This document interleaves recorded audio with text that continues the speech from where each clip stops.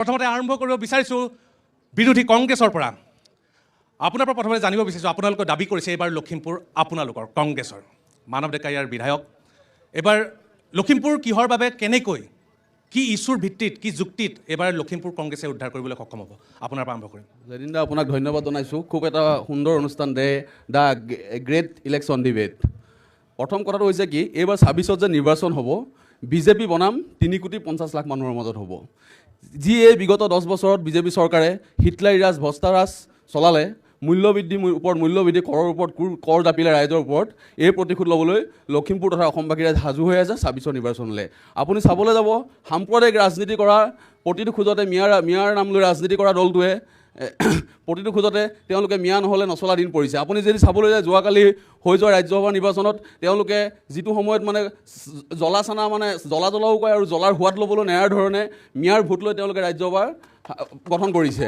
তাৰ পৰিপ্ৰেক্ষিতত আপুনি যদি চাবলৈ যায়, তেওঁলোকে কোনো মানে দিনটো পাৰ নহয় মিয়া নোকোৱাকৈ। এই সাম্প্ৰদায়িক ৰাজনীতি অসমৰ মানুহে প্ৰাধান্য নিদিয়ে।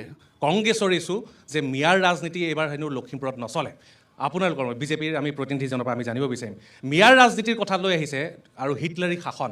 এইবাৰ লখিমপুৰ ভোটাৰে কোনবিলাক কথাৰ ওপৰত গুৰুত্ব দি এইবাৰ ভোটাধিকাৰ সাব্যস্ত কৰিব? উজ্জীৱিত লখিমপুৰৰ যি বিকাশ আৰু উন্নয়ন, আমি আজি আপুনি জিলা, ৰাজ্য, দেশ লগতে সমগ্ৰ বিশ্বৰ লগত আপুনি চিনাকি কৰি দিব বিচাৰিছে আজি লখিমপুৰ সমষ্টিক। লখিমপুৰ এটা সময়ত কলীয়াপানী হিচাপে খ্যাত লখিমপুৰ আজি কিন্তু বিকশিত হৈ উঠিছে। চৌদিশে চাব আপুনি, বিভিন্ন দিশত স্বাস্থ্য, শিক্ষা, ক্ৰীড়া সকলো ক্ষেত্ৰত কিন্তু লখিমপুৰ বিকশিত হৈ উঠিছে। আপোনাক বিশেষভাৱে জনাম যে সমাজখন উন্নতি হ'বলৈ এই বিষয়কেইটা কিন্তু অত্যন্ত প্ৰয়োজন। শিক্ষাৰ ক্ষেত্ৰত যদি চাবলৈ যাওঁ, আপুনি চাব লখিমপুৰত 2খনকৈ বিশ্ববিদ্যালয় গঢ় লৈ উঠিছে। পূৰ্বে কিন্তু বহুদিনীয়া এই সাধনা কিন্তু কোনো বিগত কংগ্ৰেছ চৰকাৰে কৰা নাছিল। নৰ্থ লখিমপুৰ কলেজখন বিশ্ববিদ্যালয় উন্নতিকৰণ হ'ল, মাধৱদেৱ বিশ্ববিদ্যালয় হ'ল। আৰু এটা ভাল কথা আপোনাক জনাম যে নাৰীৰ অগ্ৰণী শিক্ষানুষ্ঠান নৰ্থ লখিমপুৰ বালিকা মহাবিদ্যালয় চাৰিত্ৰ শাখিললৈ পৰ্যবেক্ষিত হ'ল। সমান্তৰালকৈ যদি আমি শিশুসকলৰ শিক্ষাৰ ব্যৱস্থাৰ ক্ষেত্ৰত চাওঁ, অংগনবাদী যিবোৰ কেন্দ্ৰ আছিল, সেইটো এটা সময়ত কিন্তু গৰু গোহালি সদৃশ আছিল আৰু আজিকালি মডাৰ্নেশ্যন হ'ল। ঠিক আপোনাক দ্বিতীয়তে ক'ব বিচাৰিছোঁ, স্বাস্থ্যৰ ক্ষেত্ৰত কিন্তু লখিমপুৰত এখন মেডিকেল কলেজ স্থাপন হোৱাৰ লগে লগে তাৰ আন্তঃগাঁথনি যথেষ্ট উন্নত হৈছে। MSc BSc কোৰ্চ হৈছে, ছুপাৰ স্পেচিয়েলিষ্ট হস্পিটেললৈকে ই পৰ্যবেক্ষিত হৈছে। তাৰপিছত আপোনাক ক'ব বিচাৰিছোঁ, আপোনাৰ ৰাস্তা বাটপথ লখিমপুৰৰ, আপুনিও এজন লখিমপুৰৰ যুৱক, আজিৰ পৰা কিছু বছৰ আগত লখিমপুৰৰ বাটপথৰ কথা আপুনি নিশ্চয় জানে। লখিমপুৰৰ প্ৰত্যেকটো বাট পথেই কিন্তু আপুনি পকীকৰণ দেখিব, অলি গলি। এই ব্যৱস্থাটোৱে কিন্তু আমাৰ যাতায়াতটো সুচল কৰি দিছে আৰু আমাৰ অতি সহজ এটা পন্থালৈ ৰূপান্তৰ হৈছে। ঠিক তেনেদৰে যদি আপোনাক আমি অন্য এটা বিষয় আপোনাক ক'বলৈ যাব লাগিব নিশ্চয়, সাংস্কৃতিক ক্ষেত্ৰত আপুনি জানে লখিমপুৰৰ বহু ক্ষেত্ৰত আগবঢ়া।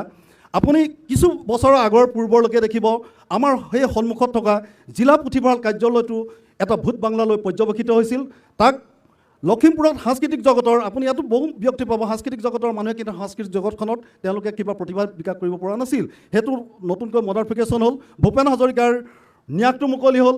ক্ৰীড়াৰ ক্ষেত্ৰত চাব, যোৱা 25 ফেব্ৰুৱাৰী তাৰিখে আমাৰ মাননীয় মুখ্যমন্ত্ৰী ডাঙৰীয়াই লাভলিনাৰ ক্ৰীড়া ক্ষেত্ৰ প্ৰকল্পৰ যিটো মুকলি কৰিলে, তাৰ ক্ষেত্ৰত আমাৰ বহুত ক্ৰীড়া ক্ষেত্ৰ মুকলি হ'ব।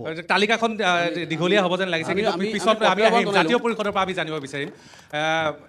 এতিয়া যেতিয়া মিয়াৰ ৰাজনীতিৰ কথা ক'লে, যেতিয়া হিটলাৰী শাসনৰ কথা ক'লে, তেতিয়া এখন দীঘলীয়া তালিকা বিজেপিৰ প্ৰতিনিধিগৰাকীয়ে এতিয়া সন্মুখত দাঙি ধৰিছে। কি ক'ব বিচাৰে? যোৱা বিগত বছৰত আমিও ইলেকশ্যনত খেলিছিলোঁ। আমাৰ জাতীয় পৰিষদ আপোনালোকে জানে নিশ্চয়, কাৰ বিৰোধিতা কৰি জন্ম হোৱা এটা দল। আমিও আৱেগিক হৈ জুবিন দাৰ নেতৃত্ব দিয়া এই কাৰ আন্দোলন কৰিছোঁ, ৰাজনৈতিক মঞ্চত জুবিন দাক নানিব। কিয়? আপোনালোকে ৰাজনীতি কৰিছে।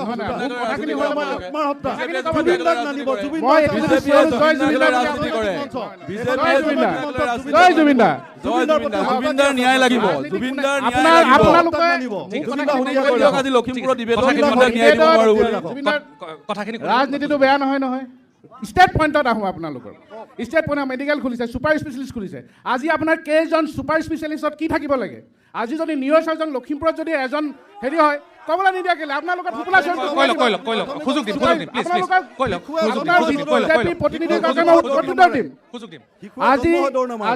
আজি পপুলাৰ অকল বিল্ডিঙৰ ওপৰত বিল্ডিং বনাইছে, ৰাস্তাৰ ওপৰত ৰাস্তা বনাইছে, কিন্তু আজি ৰাস্তা বনাই এইবিলাক পাৰ্ট অফ আপোনালোকে ৰাস্তা আপোনালোকে বনোৱা নাই নহয়।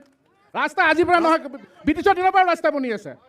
আপুনি আপোনালোকৰ মই কৈছোঁ কোৱা নাই কংগ্ৰেছে কথাখিনি কৈ লওক, আপোনালোকে please, কথা কিয় ক'ব নিদিয়ে ব্লেক টেপিং এনেকুৱা কৰিছে ব্লেক ধৰণৰ টেপিং ডিবেট কৰিবলৈ আহে নেকি আপোনালোকে কথা কৈ অলপ লওক, স্পষ্টকৈ কথা ক'বলৈ দিয়ক তাৰপিছতে আপুনি ডিবেট যুক্তি কৰিব ৰাখক, পাৰিম আপুনি যুক্তি যুক্তি ৰাখক, ৰাখক, আপুনি আপুনি উত্থাপন কৰক চিঞৰ বাখৰ বিষয়। কিয় কৰে? কিয় চিঞৰ নাহিব? বাখৰ কৰিব নাই, নাই, চিঞৰ এইবাৰ বাখৰ মনে মনে আহিব, এইবাৰ মনে মনে আহিব। মই ডিবেটে হয় ডিবেটে কৰিব আপোনালোকে লাগিছে কথাখিনি কৈ লওক, হয়। এনেকুৱা কালচাৰ দেখা পাওঁ এইবিলাক ৰাজনীতি আমি ইউ পি বিহাৰত দেখা পাইছিলোঁ আৰু বিগত এই 30 বছৰ দিনে আমি অসমতো লাহে লাহে দেখি আজি এনেকুৱা এটা পৰ্যায় পাইছে ৰাজনীতি কৰিবলৈ আহিবলৈ ভয় লগা হৈছে আজি ন্যায়ৰ কথা মাত মাতিবলৈ গ'লে কোন যা আজি যদি এই 25 বছৰীয়া যোনটো ব্ৰিগেড চলি আছে সেই ব্ৰিগেডটোৰ কথা ক'বলৈ গ'লে চিঞৰ বাখৰ কৰে এই ব্ৰিগেডক কি ভয় খাই থাকে নেকি আৰু ভয় নোখোৱাৰ কাৰণে আজি নাম ল'লে নম আমাৰ ঈশ্বৰ পুৰুষজনে সেই ভয় খোৱাৰ কাৰণে আজি তেওঁ প্ৰাণ আহুতি দিবলগীয়া হ'ল এইটো হত্যা গোটেই অসমৰ ৰাইজে গম পায় আপোনাক কোনে আৰু মাতি দিছে? ইয়াৰ প্ৰত্যুত্তৰ এই ৰিজাল্ট মানুহে মনে মনে আছে যিমানে আপোনালোকে আঁচনি নিদিয়ক 10,000 আঁচনি দিব 15,000 আঁচনি ঠিক দিব আছে। প্ৰথম দিনাখন আমি ক'বলগীয়া আছে আপুনি ক'ব দিব লাগিব কাৰণ প্ৰথম যেতিয়া জুবিন গাৰ্গ ডাঙৰীয়া যেতিয়া প্ৰথম মৃত্যুবৰণ কৰিছিলে ছিংগাপুৰত যেতিয়া গম পাইছিলোঁ আপোনাৰ DY জুবিন গাৰ্গৰ system বিষয়ে এটা নাই, নাই, আহিম, আহিম, আহিম, আহিম, মই এটা কথা কওঁ। সকলোৱে জুবিন নহয়, গাৰ্গৰ আপোনালোকে issue জুবিন গাৰ্গৰ প্ৰতি নাই, আনুগত্য issue কিয় হয়। আপোনাৰ? প্ৰশ্নটো মই সুধি দিছোঁ ৰ'ব, এক মিনিট, মই কৈ আছোঁ কথাটো এতিয়া এতিয়া মই কৈছোঁ প্লিজ এটা কথা কংগ্ৰেছৰ ফালৰ পৰা এক মিনিট প্লিজ আপোনাৰ ওচৰলৈ আহিম কংগ্ৰেছৰ ফালৰ পৰা ইতিমধ্যে কোৱা হৈছে হিটলাৰী শাসনৰ কথা কোৱা হৈছে আৰু আপোনালোকে কৈছে কি উন্নয়ন কৰিলে আৰু জাতীয় পৰিষদৰ ফালৰ পৰা এটা কোৱা হৈছে যে এটা পইণ্ট এইবাৰ লখিমপুৰ বিধানসভা সমষ্টিত জুবিন গাৰ্গৰ ন্যায় প্ৰসংগটো এইবাৰ ভোটাৰ ৰাইজে ইছ্যু হিচাপে ল'ব এই কথাটো অসমতে ল'ব। এই কথাটো আপুনি অসমতে ল'ব, গোটেই অসমতে ল'ব। ঠিক আছে আমি ইয়াৰ উত্তৰ আপোনালোকৰ ওচৰলৈ আহিম কথাখিনি আপোনালোকে সকলোৱে শুনি ল'লে তেওঁ এতিয়া সত্যটো জানিছিলে। ঠিক আছে তেওঁ এতিয়া আমি সত্যটো আহিছোঁ জানিছিলে। অৰাজনৈতিক সংগঠনৰ ওচৰলৈ আহিম তাৰপিছত আকৌ ডিবেটৰ মাজলৈ যাম মোৰ ক'বলগীয়া আছে আৰু আহিম নাই, আমি প্ৰায় BJP ৰ ডেৰ ঘণ্টা প্ৰত্যুত্তৰ সময় দিব লাগিব কথাখিনি। সদৌ অসম ছাত্ৰ ভুল সন্থাৰ message প্ৰতিনিধি দিছে আমাৰ BJP মাজত আছে আমি আপোনাৰ ওচৰলৈ আহিছোঁ এইবাৰ ছাত্ৰ সমাজে এইবাৰ বিবেক ভোটাৰসকলে লখিমপুৰৰ এইবাৰ নিৰ্বাচনত কোনকেইটা কথাৰ ওপৰত ভিত্তি কৰি এইবাৰ নিজৰ ভোটাধিকাৰ সাব্যস্ত কৰিব নিশ্চিতভাৱে আমি দ্য গ্ৰেট ইলেকশ্যন ডিবেটলৈ সকলোকে স্বাগতম জনাইছোঁ আপোনালোকে স্বাগতম জনাইছোঁ সদৌ লখিমপুৰ জিলা ছাত্ৰ সন্থাৰ তৰফৰ পৰা আমি ইতিমধ্যে কৈছোঁ যে ইতিমধ্যে বিজেপি কংগ্ৰেছ আৰু জাতীয় পৰিষদে তেওঁলোকৰ মত আগবঢ়াইছে আমি ক'ব বিচাৰিছোঁ যে লখিমপুৰ সমষ্টিত উন্নয়ন হৈছে কিন্তু আমি এনেকুৱা উন্নয়ন বিচাৰোঁ আমাৰ যি স্বাস্থ্য শিক্ষা এয়া আমি উন্নয়ন বিচাৰোঁ আমাৰ উন্নয়ন যথেষ্ট হৈছে আমি উন্নয়নৰ বিৰুদ্ধে নহয় আমি ক'ব বিচাৰোঁ যে লখিমপুৰ মেডিকেল কলেজ এখন আছে লখিমপুৰ মেডিকেল কলেজত এনেকুৱা এটা পৰিস্থিতি আছে ঘৰ আছে দুৱাৰ নাই মানুহ আছে মাত নাই এনেকুৱা এটা পৰিস্থিতি সঁচা হৈছে কথা। গতিকে তাৰ লগে লগে ক'ব বিচাৰিছোঁ যে আমাৰ শিক্ষা ব্যৱস্থাটো যিটো সময়ত কংগ্ৰেছেও আমাৰ বিজেপি চৰকাৰে কয় যে আমি 1.5 লাখ চাকৰি দিছোঁ নিশ্চিতভাৱে আমি স্বীকাৰ কৰিছোঁ 1.5 লাখ চাকৰি দিছোঁ আমি ধন্যবাদ জনাইছোঁ বিজেপি চৰকাৰক কিন্তু তাৰ লগে লগে ক'ব বিচাৰিছোঁ যে 1.5 লাখ চাকৰি যে তেওঁলোকে দিছে তাৰ সমান্তৰালভাৱে কিন্তু প্ৰতি বছৰে অসমত 10 পৰা 12 লাখ নিবনুৱা সৃষ্টি হৈ আছে এই 5 বছৰত যে 1.5 লাখ চাকৰি দিছে এই 5 বছৰে যে 10 পৰা 12 লাখ নিবনুৱা সৃষ্টি হৈছে এইসকল কি হ'ব আৰু তেওঁলোকক কিমান বছৰ লাগিব তেনেকৈ হ'বলৈ গ'লে 5 পৰা 20 বছৰ 30 বছৰ লাগিব আমাৰ নিবনুৱা সংস্থাপন লাগিব গতিকে আমি এনেকুৱা উন্নয়ন বিচাৰিছোঁ আমাৰ লখিমপুৰত যাতে সৰু সৰু উদ্যোগ স্থাপন কৰক আমাৰ ছাত্ৰ ছাত্ৰীসকলে যাতে নিবনুৱা ছাত্ৰ ছাত্ৰীসকলে যাতে ইয়াতে সংস্থাপনৰ ব্যৱস্থা কৰক তাৰ লগে লগে ক'ব বিচাৰিছোঁ যে আমাৰ যিসমূহ ছাত্ৰ ছাত্ৰীসকল আছে যাতে অন্য ৰাজ্যৰ ছাত্ৰ ছাত্ৰীসকলৰ লগত সমানে ফেৰ মাৰি আগবাঢ়ি যাব পৰাকৈ আমাৰ ইয়াৰ শিক্ষা ব্যৱস্থা লাগে আমাৰ লখিমপুৰত এখন ভাল উন্নত মানৰ শিক্ষা ব্যৱস্থা নাই আছে যদিও তাত আমাৰ বিজ্ঞান বিভাগটো আমাৰ পিছ পৰি আছে বিজ্ঞান বিভাগটো প্ৰতিখন কলেজত নাই গতিকে তাৰ বাবে আমাৰ ছাত্ৰ ছাত্ৰীসকলে যথেষ্ট অসুবিধাত পৰে গতিকে আমাৰ ছাত্ৰ ছাত্ৰীসকলে যাতে অন্য ৰাজ্যৰ ছাত্ৰ ছাত্ৰীসকলৰ লগত সমানে ফেৰ মাৰি আগবাঢ়ি যাব পাৰে তাৰ বাবে আমি APSC আৰু UPSC কোচিং চেণ্টাৰ চৰকাৰক দিবৰ বাবে লখিমপুৰত ব্যৱস্থা কৰিবৰ বাবে আমি দাবী জনালোঁ তাৰ লগে লগে কৈছে যে আমাৰ শিক্ষা ব্যৱস্থাটো কৈছে যে শিক্ষা ব্যৱস্থা উন্নতি হৈছে শিক্ষা ব্যৱস্থা কি উন্নতি হৈছে অসমত এতিয়া প্ৰায় 3,000তকৈ অধিক চৰকাৰী বিদ্যালয় বন্ধ হোৱাৰ দিশত আগবাঢ়িছে এই বিদ্যালয়সমূহ কিয় বন্ধ হৈছে আমি ক'ব বিচাৰিছে আমি কংগ্ৰেছো ভাল কাম কৰা নাই বিগত কংগ্ৰেছ চৰকাৰে বহুতবাৰ তেওঁলোকক শাসনভাৰ দিলে কিন্তু কংগ্ৰেছে কাম কৰিব পৰা নাই বিজেপি চৰকাৰ দিছে বিজেপি চৰকাৰে কিছু কৰিবলৈ সক্ষম হৈছে কিন্তু এতিয়াও বহুত কাম বাকী আছে গতিকে এইসমূহ যদি আগন্তুক যোনে লখিমপুৰৰ বিধায়ক নহওক কিয় এই আমাৰ যিসমূহ অসুবিধা আছে আমাৰ যিসমূহ অভাৱ আছে সেই অভাৱসমূহ পূৰণ কৰিবলৈ সক্ষম হ'ব বুলি আমি আশাবাদী ঠিক আছে জুবিন দা কোনো এটা ৰাজনৈতিক বা দল বা যিকোনো সংগঠনৰ পৈতৃক সম্পত্তি নহয় জুবিন দা অসমৰ সকলোৰে হিয়াৰ আমঠু জুবিন দাক আমি ৰাজনীতিক কথা নাপালোঁ প্ৰথম কথা কৈছোঁ অসমৰ বৰ্তমান প্ৰজন্মৰ অসমৰ 3,40,লাখ মানুহে অতীতৰ সেই কলা অন্ধকাৰ দিনবোৰলৈ এতিয়া ঘূৰি যাবলৈ ইচ্ছা নকৰে অসমৰ জনসাধাৰণ বৰ্তমান অসমত হৈ থকা উন্নয়নৰ প্ৰবাল গতিত একেলগে ধাৱমান হ'ব বিচাৰিছে যাৰ বাবে আগন্তুক দিনত অসমৰ প্ৰতিজন ভোটাৰ প্ৰতিজন ৰাইজে ভাৰতীয় জনতা পাৰ্টিৰ অসমৰ মাননীয় মুখ্যমন্ত্ৰী ডক্টৰ হিমন্ত বিশ্ব বৃহৎ সংখ্যক ভোটেৰে বিজয়ী কৰি পুনৰবাৰ বিজেপি চৰকাৰ আৰু বিশেষকৈ অসমৰ অসমীয়া আৰু খিলঞ্জীয়াই এই চৰকাৰৰ দিনত অসমৰ নিজৰ সুৰক্ষা নিজৰ অস্তিত্ব সুৰক্ষিত কৰিব পাৰিব বুলি কাম কৰি গৈছে তাৰ বাবে আমি ধন্যবাদ দিছোঁ লগতে আমাৰ প্ৰতিজন অসমীয়াই এইবাৰ নিৰ্বাচনত অসমৰ প্ৰতিজন অসমীয়া যি নিজকে বাজপেয়ী অসমীয়া ভৱনত বুলি ইন্দ্ৰজিৎ চিৰঞ্জীৱ ৰবীন্দ্ৰৰ ভাৱে কি হৈছিলে? প্ৰতিজনে ভাৰতীয় জনতা পাৰ্টীক বিপুল সংখ্যক ভোট দি পুনৰবাৰ ডক্টৰ হিমন্ত বিশ্ব শৰ্মা ডাঙৰীয়াৰ নেতৃত্বত বিজেপি চৰকাৰ কৰিব। বিজেপি বক্তাজনে যে ক'লে শিক্ষা খণ্ড আৰু স্বাস্থ্যৰ কথা, প্ৰথম কথা হৈছে কি, তেওঁ নাজানে চাগে, তেওঁ ভাবি থাকে যে সন্মুখত থকা দৰ্শকবিলাক মূৰ্খ, কিন্তু বিজেপিয়ে মূৰ্খ সজাব বিচাৰিলে এতিয়া অসমৰ ৰাইজ মূৰ্খ নহয়। কথাটো হ'ল কি, অসমৰ ভিতৰত শিক্ষা খণ্ডটো একেবাৰে পয়া লগা হৈ আছে, সকলোৱে জানে। আৰু প্ৰসূতি আৰু শিশুৰ মৃত্যু তালিকা যে একেবাৰে বেয়া, সেইটো শীৰ্ষত আছে, মানে বেয়া ফালৰ পৰা, এইটো তেওঁ নাজানে। তেওঁ ক'লে যে ইয়াত ডিষ্ট্ৰিক্ট লাইব্ৰেৰীটোৰ কথা, তেওঁ ক'লে ডিষ্ট্ৰিক্ট লাইব্ৰেৰীটোৰ কথা। ডিষ্ট্ৰিক্ট লাইব্ৰেৰীটো আপোনাক যদি মই ক'ব যাওঁ, বনাওঁতে ডিষ্ট্ৰিক্ট লাইব্ৰেৰীটোৰ পৰিমাণ আছিলে 8 লাখ টকা, কিন্তু ৰিপেয়াৰিং কৰোঁতে হৈছে 5 কোটি টকা। আপুনি এতিয়া চজমিন তদন্ত কৰক, ইয়াৰ পৰা 100 মিটাৰ ডিষ্ট্ৰিক্ট লাইব্ৰেৰী, তাৰ পৰা যিখিনি আপোনাৰ ফল চিলিং লগাইছে, কিবা লগাইছে, হাত মেলিছে, মাত্ৰ তেওঁলোকে মাৰ্কেটিংটো কৰে। দাদা আপুনি পাহৰি নাযাব, আপোনাৰ পঢ়া স্কুলখন কংগ্ৰেছে কৰে, আপুনি পঢ়া কলেজখন কংগ্ৰেছে কৰা, আপুনি জন্ম হোৱা মেডিকেল কলেজখন, আপুনি কংগ্ৰেছত থাকোঁতে আপুনি কি আছিল আৰু বিজেপি যোৱাৰ পিছত আপুনি স্বাভিমানী হ'বলৈ গৈছে, তুমি স্বাভিমানী হ'বলৈ গৈছে। এইটো আপোনাৰ একেবাৰে ভুল কথা। বিজেপিৰ বন্ধু ইয়ালৈ আহি পেলাই আমি বহুত বিজেপি বন্ধু পাওঁ। আমি এটা ক্ষুদ্ৰতম লখিমপুৰ টাউনৰ মাজত থাকোঁ, টাউনৰ মাজত থাকোঁতে বিজেপি বন্ধু বান্ধৱ লগ পাওঁ, কিন্তু তেখেতসকল যেতিয়া কংগ্ৰেছত থাকে তেওঁলোক ভাল আছিল, আৰু বিজেপিত যোৱাৰ পিছত কংগ্ৰেছ দলটো বেয়া হ'ল। তেওঁলোকে ৱাশ্বিং মেচিনতে সোমাবলৈ গৈছে। তেওঁলোকৰ বিজেপি প্ৰতিনিধিজনৰ পৰা মই এটা অভিযোগ অথনিৰ পৰা আহি আছে, এটা অভিযোগ যে যেতিয়াই লখিমপুৰ মেডিকেল কলেজৰ কথা কোৱা হয়, তেতিয়াই কিন্তু এটা সদৌ ছাত্ৰ সন্থাৰ ফালৰ পৰা এটা গুৰুতৰ অভিযোগ যে ইয়াৰ পৰা ৰেফাৰ কৰিব লগা হয় ডিব্ৰুগড়লৈ। এতিয়া বিৰোধীও কৈছে, সদৌ ছাত্ৰ সন্থাই কৈছে যে গুৱাহাটী মেডিকেল কলেজখনৰ অৱস্থা পুতৌ লগা। এইটো অভিযোগ বাৰে বাৰে বিৰোধীয়ে কয়, আজি এটা অৰাজনৈতিক সংগঠনৰ প্ৰতিনিধিয়েও এই কথাটো ক'লে। এই ক্ষেত্ৰত আপোনাৰ ক'বলগীয়াখিনি প্ৰথমে ক'ব বিচাৰিছোঁ আপোনাক, লখিমপুৰ মেডিকেল কলেজখন হোৱা বৰ বেছি বছৰো হোৱা নাই। যিহেতু এতিয়া শিশুৱে জন্ম হৈ কিন্তু দৌৰিব নিশিকে। নাই কংগ্ৰেছে বনালে বিজেপিয়ে কৰিলে কৈ দিয়ক, মেডিকেল কলেজখন কংগ্ৰেছৰ বনালে বিজেপিয়ে শিশুসকলে দৌৰিব নাজানে, শিশুসকলে দৌৰিব নাজানে। প্ৰথমে আন্তঃগাঁথনি কৰিব লাগিব, আন্তঃগাঁথনি হোৱাৰ পিছতহে মেডিকেল কলেজখনৰ উন্নতি হ'ব। প্ৰথম ফ্ৰেছৰ ইতিমধ্যে 100জন ডাক্তৰ নতুনকৈ সৃষ্টি হৈছে, তাৰপিছতে ইয়াৰ প্ৰাথমিক পৰ্যায়ৰ স্বাস্থ্যৰ ক্ষেত্ৰত আগবাঢ়ি যাব। আপুনি চাব যে বাৰে বাৰে তেওঁলোকে আন্তঃগাঁথনি কথাৰ কৈ আছে। যদি বিল্ডিংটো নহয়, আমাৰ কি যিসকল মানে ৰোগী তেওঁলোকে মুকলি মঞ্চত থাকিব নি? তেওঁলোকে উন্নত মানৰ চিকিৎসা হয় বুলি কিয় কৈছে? উন্নত মানৰ চিকিৎসা নহয়, আপুনি নক'ব তেতিয়া।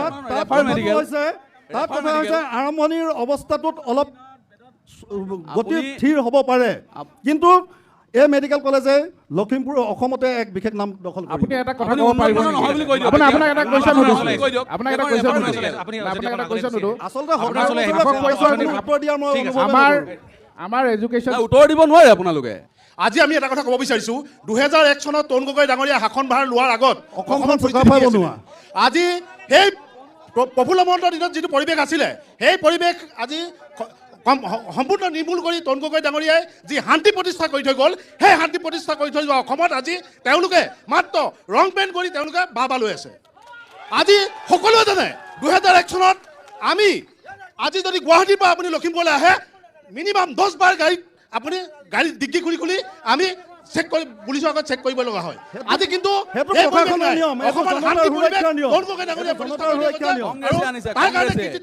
গুৱাহাটীৰ পৰা পূৰ্বে কিমান সময় লাগিছিল আৰু এতিয়া কিমান সময় লাগে?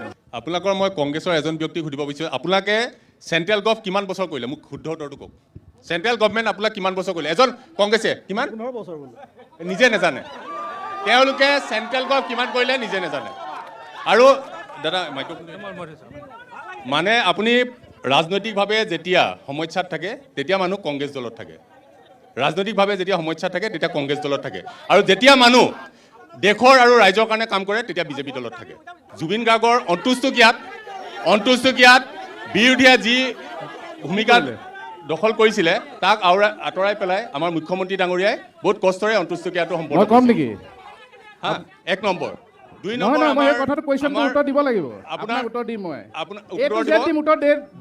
আমাৰ মেডিকেল কলেজৰ আমাৰ সংগঠনৰ মোৰ ভাইটিয়ে হয়, ভাইটিয়ে কৈছিলে যে মানে ঘৰ আছে দুৱাৰ নাই, যদি আমাৰ লখিমপুৰ মেডিকেল কলেজত প্ৰায় 103জন ডক্টৰ আছে, 103জন, আৰু 600 গৰাকী ইয়াৰ মেডিকেল কলেজৰ ষ্টাফ আছে। গতিকে কাম নাই তেন্তে মেডিকেল কলেজ আমি কি হিচাপে ধৰি আপুনি কি হিচাপে ভাবিব? আৰু আপুনি এতিয়া যিটো জেগাত থিয় হৈ আছে এই ফুড কোৰ্টটো মানৱ ডেকাই বনোৱা আপুনি এতিয়া লেনিন ত্যাগ ক্ষেত্ৰখন আগতে হোৱা হা মই কৈ আছোঁ মহিলাৰ পৰা জানিব বিচাৰিম। মুখ্যমন্ত্ৰী হিমন্ত বিশ্ব শৰ্মা আটাইতকৈ বেছি কোনকেইটা কথাত আত্মবিশ্বাসী? মহিলা উদ্যমিতা, অৰুণোদয় আঁচনি। এই কথা বতৰাবিলাকে লখিমপুৰৰ মহিলাসকলক আকৰ্ষিত কৰিব নোৱাৰে। এই কথা বতৰাবিলাকে কেনেকৈ ধৰণে চুই গৈছে লখিমপুৰৰ মহিলাক? প্ৰথমতে আমি এগৰাকী নাৰী হিচাপে প্ৰথমতে আমাৰ বিজেপি দললৈ আমাৰ প্ৰশ্ন থাকিব। সমগ্ৰ অসমবাসী ৰাইজে যোৱা কেইদিনমানৰ আগত দেখিলে যিগৰাকী আমাৰ প্ৰাক্তন সভাপতি ভূপেন কুমাৰ বৰা ডাঙৰীয়া, তেখেতক ৰাজ্যিক মহিলা আয়োগৰ অধ্যক্ষা আঙুৰলতা ডেকা ডাঙৰীয়ানীয়ে মহিলাক অশালীন আচৰণ কৰাৰ বাবে তেওঁ এটা কেছ ফাইল কৰিলে। তাৰ পৰৱৰ্তী সময়ত আমাৰ গৌৰৱ গগৈ ডাঙৰীয়াৰ যেতিয়া লখিমপুৰ যাত্ৰা আছিল, মেডিকেল কলেজত এগৰাকী বিজেপি কৰ্মকৰ্তাৰ পৰিবাৰে তেওঁৰ ওপৰত আঙুলি উঠালে যে ভূপেন বৰা ডাঙৰীয়াৰ কৰ্মকৰ্তা নহয়, তেওঁ মেডিকেলৰ কৰ্মচাৰী। বিজেপি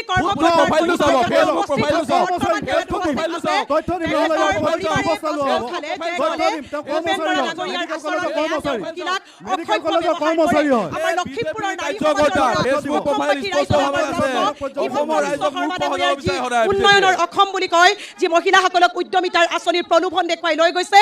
সমান্তৰালভাৱে তেওঁলোকে বিজেপিৰ মহিলাসকলক আন পুৰুষক শালীনতা হানি কৰিছে বুলি অভিযোগ উত্থাপন কৰি তেওঁলোকৰ দলটো শক্তিশালী কৰাৰ স্বাৰ্থত আমাৰ নেতাসকলক ক্ৰয় কৰি লৈ গৈছে।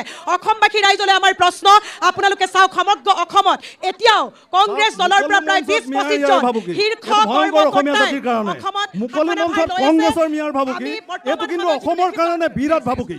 মুকলি হিন্দু মানুহক মিয়া নহয় যাব, হিন্দু মানুহক মিয়া সজাইছে। হিন্দু মানুহ সেইজন ছয়কীয়া উপাধি ল'ৰাকো মুছলমান সজাইছে। প্ৰতিটো মুহূৰ্তত বিজেপিয়ে ফুটে খাওঁতে সামাজিক মাজত মিয়াই দেখে। অসমীয়া জাতি বিপন্ন কৰিব। তেওঁলোকে মিয়া সজাইছে। শইকীয়া উপাধিও তেওঁলোকে মিয়াই দেখে। অসমীয়াকো অপমান কৰিবলৈ এৰা নাই বিজেপিয়ে। এক মিনিট। অনুষ্ঠানটোত আচল কথাখিনি এটা কথা কওঁ। ঠিক আছে, মাজত এটা কথা কৈছোঁ। আপোনালোকৰ প্ৰতিনিধিয়ে এতিয়া শুনক, এই ভাইটিজনকে কৈছোঁ, আপোনালোকৰ এগৰাকী প্ৰতিনিধিয়ে এটা গুৰুতৰ অভিযোগ উত্থাপন কৰিলে, উত্তৰ দিবলৈ সুযোগ যদি দিলেহেঁতেন, প্ৰশ্নটো কৰি থাকোঁতে মই উঠি যাব লগা হ'ল, উঠি যোৱাৰ কোনো প্ৰয়োজন নাছিলে। এটা গুৰুতৰ অভিযোগ উত্থাপন কৰিছে যে ভূপেন বৰাৰ বিৰুদ্ধে লখিমপুৰ মেডিকেল কলেজত এটা গুৰুতৰ অভিযোগ উত্থাপন হৈছে। এগৰাকী মহিলাই, এক মিনিট ভাইটি, তাৰপিছত কৈ আছোঁ, উত্তৰ দিবলৈ মই দিম। আৰু সেই ভূপেন বৰাকে আকৌ বিজেপিলৈ আমন্ত্ৰণ কৰি অনা হ'ল। মানৱ ডেকাও ভূপেন বৰাৰ ঘৰত গৈ বহিলে, এই কথাখিনি কৈ আছিলে। এই কথাখিনি আপোনালোকৰ দলৰ ইছ্যু, এইবিলাক আমাৰ ইছ্যু নহয়। আমি আপোনালোকৰ কথাখিনি ৰাইজৰ মাজলৈ লৈ যাম। এই কথাখিনি উত্তৰ ভাৰতীয় জনতা পাৰ্টীয়ে দিব। আপোনালোকে আপোনালোকৰ প্ৰতিনিধিকে কথা ক'বলৈ সুযোগ নিদিয়ে। এটা গুৰুতৰ অভিযোগ উত্থাপন কৰিলে শাসকীয় দলৰ বিৰুদ্ধে, আপোনালোকে যদি শৃংখলাবদ্ধতা যদি বজাই নাৰাখে, আপোনালোকৰ দলৰ কথাখিনিয়ে নাযাব। এই মহিলাগৰাকীয়ে কৈ আছিলে, এই মহিলাগৰাকীয়ে এটা গুৰুতৰ অভিযোগ উত্থাপন কৰিলে, সেই ভূপেন বৰাকৈ আজি বিজেপি দলত উত্তৰটো দিয়াৰ সুযোগেই নিদিলে। আপোনালোকে বেলেগ প্ৰসংগলৈ লৈ গ'ল। গতিকে এই প্ৰসংগটোলৈ কিছু দেৰিকৈ আহিম। এনেধৰণৰ পৰিৱেশ এতিয়া আপোনাৰ ওচৰলৈ আহিছোঁ। এতিয়া এনেধৰণৰ পৰিৱেশৰ আৰু কামনা নকৰোঁ। এই প্ৰসংগটোৰ উত্তৰ মই আপোনাৰ ওচৰলৈ আহিম। এতিয়া লখিমপুৰৰ ৰাজনৈতিক বাতাবৰণ এনেকুৱা নেকি? তাকেতো অৰাজনৈতিক সংগঠনৰ প্ৰতিনিধি হিচাপে খুবেই কথাবিলাক পৰিৱেশটো কিবা এটা ভাল লগা নাই। প্ৰথম কথা, দ্য গ্ৰেট ইলেকশ্যন ডিবেট চলি আছে লখিমপুৰ। আৰু আমাৰ লখিমপুৰ বুলি ক'লে কেৱল সদৰ সমষ্টিটো পৰে নেকি? 4টা সমষ্টি আছে। নতুনকৈ ৰঙানদী সমষ্টি হৈছে, নাওবৈচা সমষ্টি, বিহপুৰীয়া সমষ্টি, ঢকুৱাখানা সমষ্টি। গতিকে মূল কথাটো হৈছে আমি কেৱল এটা সমষ্টিক কেন্দ্ৰীভূত কৰি কিয় আমি কথাখিনি পাতি আছোঁ। ইয়াৰ পিছত আমি জোনাই ধেমাজি এইফালে যাম। মই লখিমপুৰ জিলাখনৰ কথা কৈ আছোঁ। মই বিধানসভা সমষ্টি কাইলৈ আকৌ ধেমাজি যাম, জোনাই যাম, চিচি প্ৰগ্ৰাম যাম। ধেমাজিটো বেলেগ সমষ্টি, মই লখিমপুৰ জিলাখনৰ আচ্ছা ঠিক আছে। দ্বিতীয় কথা হৈছে কি, লখিমপুৰ সমষ্টিটোত বা লখিমপুৰ জিলাখনত কেৱল ৰাজনৈতিক দলেই নাথাকে, তাত অৰাজনৈতিক দল সংগঠনো আছে। তাত যথেষ্ট প্ৰতিনিধি আছে, যথেষ্ট এখেতসকলে সকলোৱে কিন্তু খুব শান্তভাৱে সকলোৱে লীলাখিলাবোৰ চাই আছে। আচলতে কথাবিলাক এনেধৰণে হ'ব নালাগে।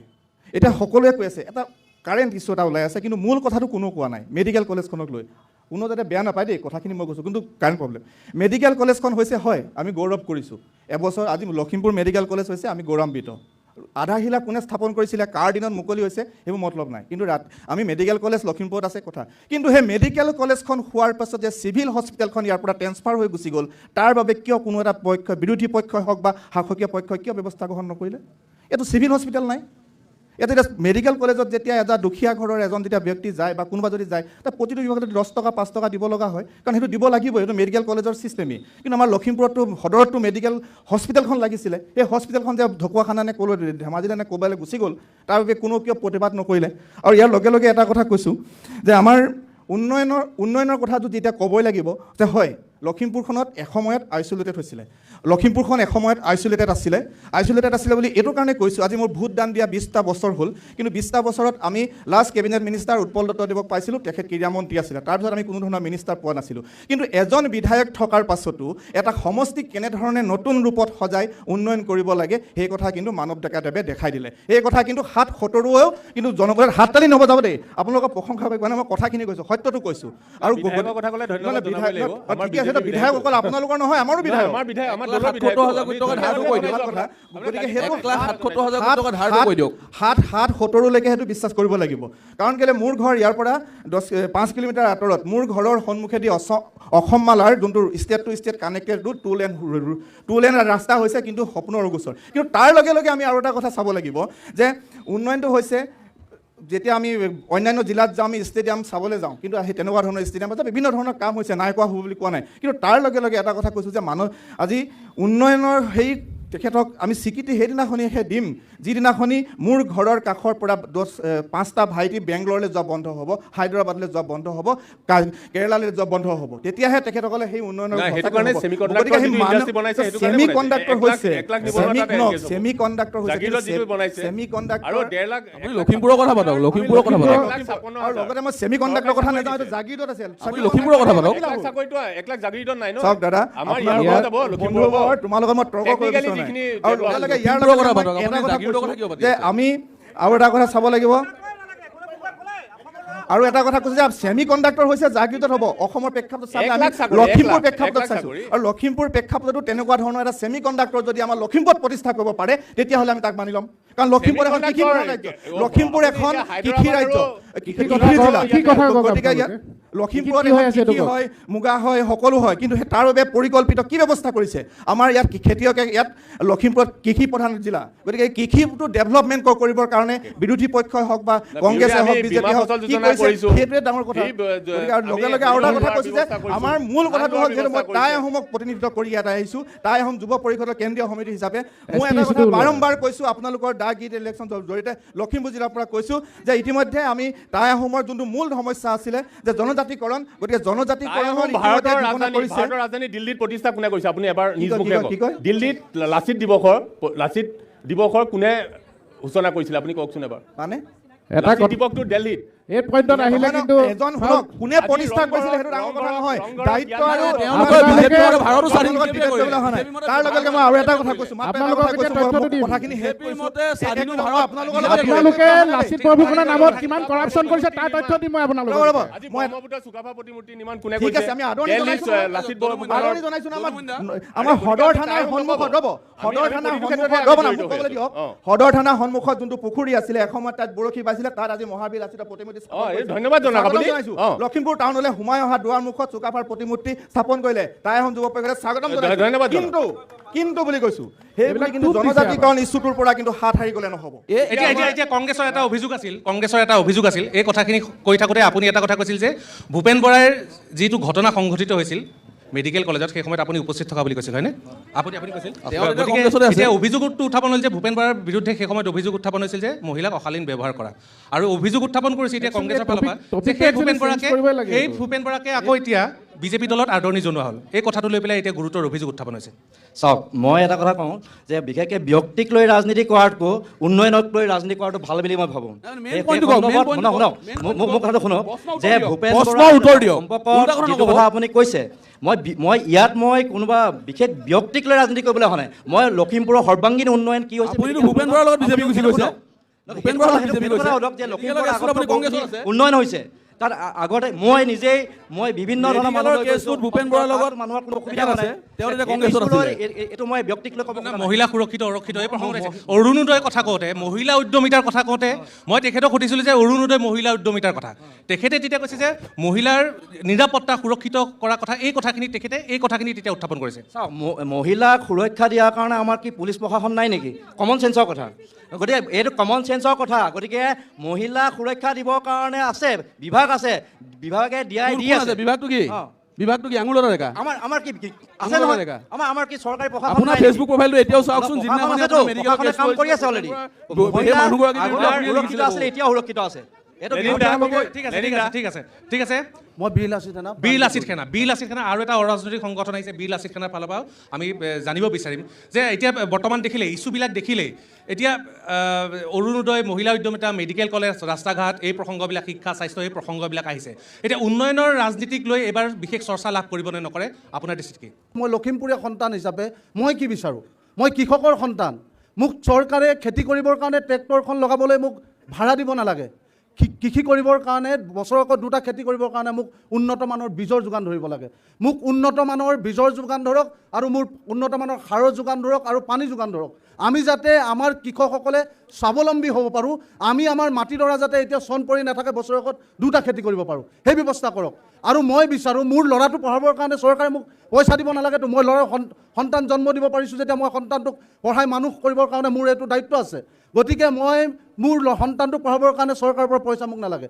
মোৰ সন্তানটো পঢ়িবৰ কাৰণে এখন উপযুক্ত বিদ্যালয় লাগে এটা ঘৰ হ'লেই নহ'ব আজি বিদ্যালয়ৰ শিক্ষকসকলে বছৰেকৰ 11টা মাহে চৰকাৰী কামত ব্যস্ত হৈ থাকে গতিকে তেওঁলোকক শিক্ষাদানৰ কামত নিয়োজিত কৰিব লাগে আৰু তৃতীয় কথাটো হ'ল মোৰ ৰাস্তাটো উন্নয়ন হৈছে তাৰ লগে লগে কিন্তু পেট্ৰলৰ মূল্য বৃদ্ধি হৈছে পেট্ৰলৰ দামো কমিব লাগে অত্যাৱশ্যকীয় সামগ্ৰী কেৱল আমি অৰাজনৈতিক দল সংগঠনে আমি দাইল মিঠাতেল ক্ৰয় নকৰোঁতো ৰাজনৈতিক দলসমূহৰ নেতাসকলেও ক্ৰয় কৰে তেওঁলোকে মূল্যবৃদ্ধিৰ কথাটো একচেপ্ট কৰিব লাগে তেওঁলোকে মূল্যবৃদ্ধি নিয়ন্ত্ৰণ কৰক তেওঁলোক ব্যৰ্থ হৈছে কথাটো ক'ব লাগে গতিকে মোৰ দৰে বহুত দুখীয়া মানুহ এই লখিমপুৰত বসবাস কৰে তেওঁলোকে হয়তো গুৱাহাটীত চিকিৎসা কৰাব নোৱাৰে আৰু তেওঁলোকৰ লখিমপুৰতে চিকিৎসা কৰিব পৰাকৈ এজন নিউৰ'চাৰ্জন লখিমপুৰত আজিলৈকে হৈ নুঠিল সেইটো মোৰ কাৰণে নহয় বিজেপি দলৰ এজন দলীয় সদস্যৰো যদি কাইলৈ দেউতাকৰ প্ৰেছাৰ ষ্ট্ৰক হয় ইয়াত তেওঁলোকৰ চিকিৎসা নহয় ৰেফাৰ হ'ব ডিব্ৰুগড় হয়তো গুৱাহাটী গতিকে মই বিচাৰোঁ আমাৰ কথাবোৰ উন্নয়ন হ'ব লাগে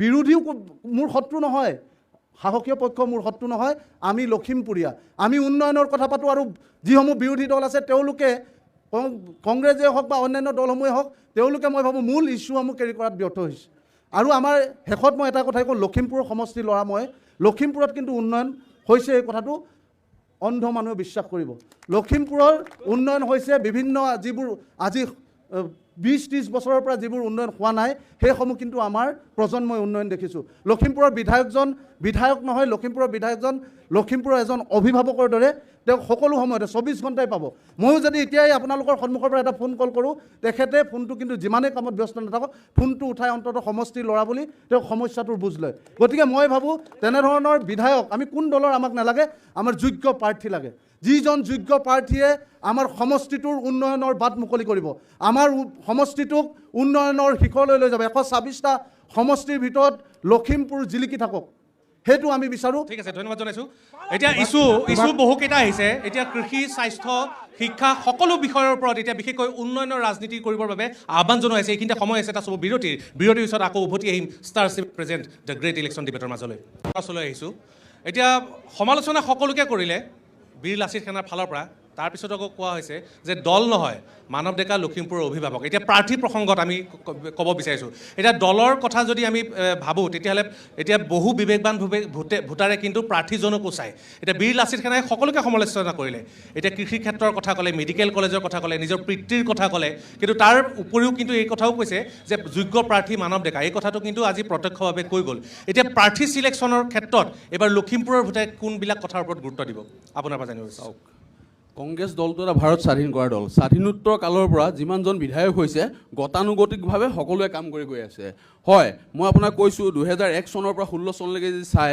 তৰুণ গগৈ ছাৰৰ চৰকাৰৰ দিনত মাত্ৰ 10,000 কোটি টকা ধাৰ আছিলে কিন্তু এতিয়া যদি আপুনি চাবলৈ যায় মাত্ৰ 10 বছৰত 1,77,000 কোটি টকা ধাৰ আৰু নিৰ্বাচনলৈকে প্ৰায় 2 লাখ টকা ধাৰ হ'ব আমি বিশ্বাস নকৰোঁ মাটি বিকি গাড়ী কিনা আমি বিশ্বাস নকৰোঁ ধাৰ কৰি ঘিউ খোৱা এতিয়া আগৰ উপৰোক্ত ব্যক্তিজনে কৈ গ'ল বিজেপিৰ ত্যাগবীৰসকলৰ কথা বহুত ক'লে আপোনাৰ বেয়া লাগিব যদি আপুনি লখিমপুৰৰ ল'ৰা আপুনি আমি ককাই ভাই এই ত্যাগ ক্ষেত্ৰত আপুনি জন্ম হোৱাৰ পৰা ত্যাগবীৰসকলৰ প্ৰতিমূৰ্তি 5জনৰ থৈছে আৰু ত্যাগ ক্ষেত্ৰৰ নাম দিছে আপুনি চাওক বিজেপি চৰকাৰখনে সংস্থাপনৰ নামত কি কৰে জানেনে ফুড কোৰ্টৰ দৰে এখন বেপাৰ চলায় ইয়াত এই ত্যাগবীৰসকলক সন্মুখত ৰাখি পেলানি এইটো হৈছে লখিমপুৰৰ কাৰণে দুৰ্ভাগ্যজনক সন্মুখত ত্যাগবীৰসকলৰ প্ৰতিমূৰ্তি ৰাখিছে আৰু সন্মুখত তেওঁলোকে ফুড কোৰ্ট খাদ্যৰ এখন বজাৰ বহিছে আমাৰ লখিমপুৰত ইমান জেগাৰ অভাৱ নাইকিয়া নহয় যে ফুড কোৰ্ট খুলিবলৈ জেগা নাই এইবিলাক আমি ধিক্কাৰ জনাইছোঁ তেওঁলোকে উন্নয়নৰ কথা কৈ চাওক অভাৰব্ৰিজ বনাইছে এনেকুৱা কাম কৰা নাই যে অসমত কোনো জেগাতে অভাৰব্ৰিজ নাই লখিমপুৰত অভাৰব্ৰিজ হ'বই লাগিব তেওঁলোকে যেতিয়া নিৰ্বাচনৰ ইস্তাহাৰত লিখিছিলে তেওঁলোকে নিৰ্বাচনৰ 26 চনৰ আগত আমি আদায় কৰি দিম বুলি কৈছিলে কিন্তু এতিয়াও সম্পূৰ্ণ হোৱা নাই আপোনালোকে চাব তেওঁলোকে ইস্তাহাৰত লিখিছিলে ঘূণাখুৰি দলঙৰ কথা 26 চনৰ নিৰ্বাচনৰ আগত আদায় কৰি দিম বুলি কিন্তু আপুনি যদি চাবলৈ যায় এতিয়াও মাত্ৰ 30% মানে কাম হৈছে কিন্তু 70% কাম এতিয়াও বাকী আছে ৰাইজৰ দলৰ ওচৰলৈ আহিছোঁ আপোনাৰ ওচৰলৈ আহিছোঁ আপোনাৰ পৰা জানিব বিচাৰিম যে লখিমপুৰত সঁচাকৈ এইবাৰ ভোটাৰে সেই স্বাভিমানী অসমীয়া মুখ্যমন্ত্ৰী হিমন্ত বিশ্ব শৰ্মাই কোৱাৰ দৰে অচিনাকি মানুহ এই প্ৰসংগবিলাকে এইবাৰ লখিমপুৰ বিধানসভা নিৰ্বাচনত কাম কৰিব নেকি সঁচাকৈ অচিনাকি মানুহ স্বাভিমানী অসমীয়া এই কথাবিলাক লৈ পেলাই ৰাইজৰ দলৰ প্ৰতিক্ৰিয়া লখিমপুৰৰ উন্নতিৰ ক্ষেত্ৰত বা উন্নতিত বাধা হোৱাৰ ক্ষেত্ৰত যিবিলাক দিশ আমি দেখুৱাই দিম সেইবিলাক যাতে সকলোৱে কোনো ডিষ্টাৰ্ব নকৰাকৈ শুনে আৰু শুনিলেহে তেওঁলোকে ভৱিষ্যতে সেইখিনি আঁতৰাব পাৰিব আৰু তেতিয়াহে হয়তো আমাৰ লখিমপুৰৰ পূৰ্ণাংগ উন্নতি হ'ব প্ৰথম কথা এতিয়া আহিছে উন্নতি হৈছে নে নাই হোৱা কোনোবাই কৈছে হৈছে কোনোবাই কৈছে নাই হোৱা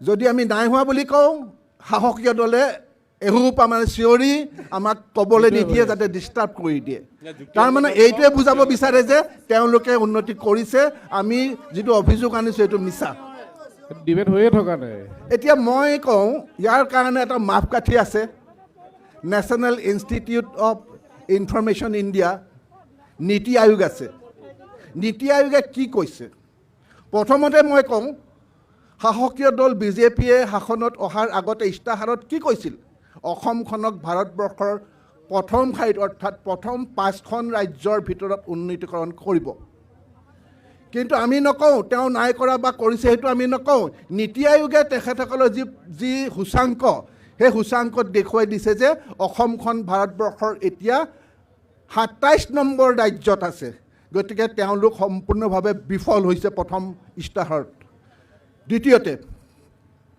লখিমপুৰৰ উন্নয়ন বুলিলে কেৱল নগৰখনৰ উন্নয়ন নহয় সমস্ত সমষ্টিটোৰ উন্নয়ন হ'ব লাগিব লখিমপুৰ নগৰৰ পৰা 12 কিলোমিটাৰ আঁতৰত আছে পঞ্চায়ত পানীগাঁও তাত আছে মুদৈজান সেই মুদৈজানত আজিও গাঁওবাসীয়ে এখন বাঁহৰ দলঙেৰে পাৰাপাৰ হ'বলগীয়া হৈছে এতিয়া খৰালি কালত যদি বাঁহৰ দলঙেৰে পাৰাপাৰ হ'বলগীয়া হয় তেন্তে বাৰিষা সেই অঞ্চলত কি হ'ব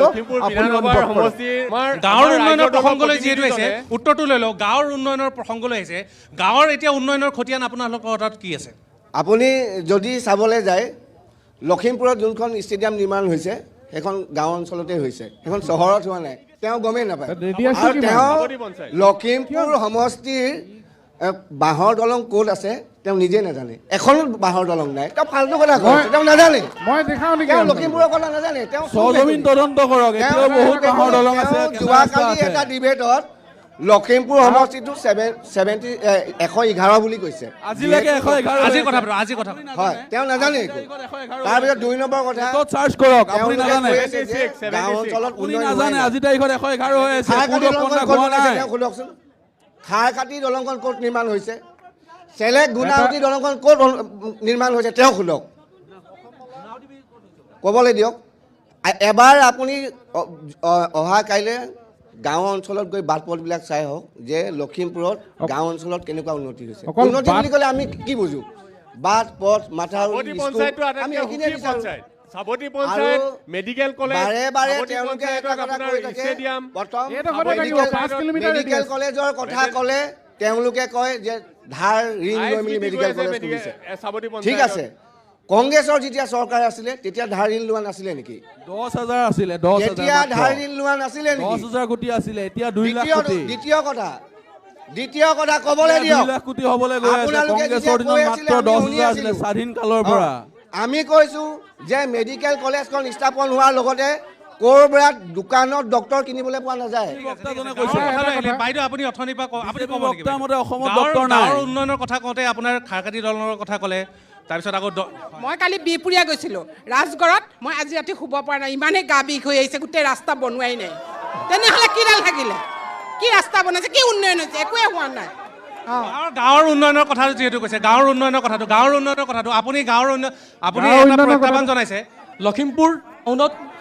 লখিমপুৰ টাউনখন গোটেই সমষ্টিটোৰ মাত্ৰ 5% হ'ব। গতিকে 5% এই অঞ্চলত কেইটামান বিল্ডিং বনাই লৈ যদি সমষ্টিটো উন্নতি কৰিছে বুলি কয়, তেতিয়া সেইটো কেনেকুৱা ধৰণৰ উন্নতি আমি অলপ চিন্তা কৰিব লাগিব। এই লখিমপুৰ সমষ্টিটোতে এটা অঞ্চল আছে তেলাহী, আৰু সেই তেলাহীত নাওবৈচা নতুনকে হ'ব। এতিয়া কিন্তু তেলাহী অঞ্চলটো লখিমপুৰ সমষ্টিত আছে। সেই কথাটো তেওঁলোকে নাজানে। আৰু সেই তেলাহী অঞ্চলত 90,000 ভোটক প্ৰতাৰণা কৰিলে বিজেপি চৰকাৰে। তেলাহী অঞ্চলৰ ভোট লৈ জিকি তেওঁলোকে 90,000 মানুহক প্ৰতাৰণা কৰিলে বিজেপি চৰকাৰে। ৰাইজৰ দলে নিজৰ পকেটৰ পইচা খৰচ কৰি বনাই দিব লগা হৈছে। য'ত এজন বিধায়ক আছে বুলি কৈছে, তেওঁলোকে মানৱ ডেকা এজন বিধায়ক আছে লখিমপুৰ সমষ্টিত, তাত বিধায়ক থকাৰ পিছতো ৰাইজৰ দলে নিজৰ পকেটৰ পইচা খৰচ কৰি তাত গাঁৱৰবাসীৰ কাৰণে বাঁহৰ দলং বনাই দিব লগা হৈছে। গতিকে এয়া উন্নতি নেকি? যদি এয়া উন্নতি, তেতিয়া সেই তেনেকুৱা উন্নতি তেওঁলোকেহে প্ৰসংগটো তেখেতে ক'ব। দাদা, যিহেতু ডিএমিনেশ্যন হোৱাৰ পিছত আমাৰ সমষ্টিসমূহৰ মাজত নতুনকৈ এটা সমষ্টি আমাৰ সংযোগ হ'ল, ৰঙানদী সমষ্টি নহয়নে? সেই ৰঙানদী সমষ্টিৰ মাজত এতিয়া আপোনালোকে কোনটো সমষ্টিত পৰিছে? আপোনালোকে পূৰ্বতে আপোনালোকে ক'ত আছিলে? লখিমপুৰ সমষ্টিত। লখিমপুৰ সমষ্টিৰ বিধায়ক আমাৰ মানৱ ডেকা ডাঙৰীয়া আছিলে নহয়নে? যিহেতু আমি NDA চৰকাৰ, মই অগপৰ পৰা অসম গণ পৰিষদৰ যুৱ পৰিষদৰ মই সভাপতি লখিমপুৰ জিলাৰ। তো আপোনাক এই কথাষাৰ উত্তৰ দিব বিচাৰিছোঁ যে তেখেতে সেই যেতিয়া ডিএমিনেশ্যন হোৱাৰ আগত তেওঁ 1 বছৰ 2 মাহ মানে পালে নেকি, সেই কাৰ্যকালত তেখেতে কিমান ডাঙৰ ডাঙৰ দলং তাত নিৰ্মাণ কৰি থৈ আহিছে আপোনালোকে পুনৰবাৰ এবাৰ চাই ল'ব। আৰু তাৰপিছত যেতিয়া ডিএমিনেশ্যন হ'ল, যিজন বিধায়ক নাওবৈচা সমষ্টিৰ যিজন বিধায়ক আছিলে, সেইজন বিধায়ক আছিলে কংগ্ৰেছৰ। সেইজন বিধায়কৰ দায়িত্ব তেতিয়া কিন্তু সেই সমষ্টিটোহে পৰে, সেইটো সমষ্টিহে পৰে, সেই পানীগাঁও এৰিয়াটো কিন্তু তেতিয়া তেওঁহে পৰে। ঠিক তেনেধৰণে যেতিয়া আমাৰ লখিমপুৰ সমষ্টিটো যেতিয়া সংযোগ হৈছে, যেতিয়া বগনীটো এৰিয়াটো, তেতিয়া